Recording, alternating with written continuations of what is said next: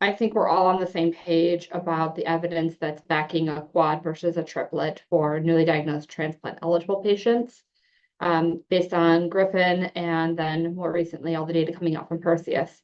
So I think around the table there at IMS, we were all, have shifted most of our patients over to a quad therapy.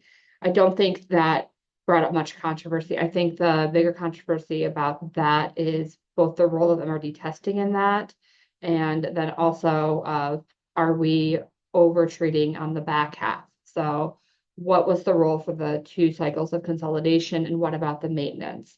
So I do think that there's more to be determined about who should be getting any consolidation post-transplant and who should be getting a DARA based. I think the evidence and the data coming out from that is pushing a lot of us towards adding DARA with Revlimid. But if you look at the data about MRD and the MRD sequencing they used, and if there's 2 time points within 12 months that are negative, you can see that there's also a little thing at the very bottom where it says if the MRD becomes positive again, or if the patient loses CR, to go back on DARA. So I think that is the to be determined part of that study about who are these patients that are going to be able to stay off of the DARA part and who are going to be high risk that should remain on DARA until progression.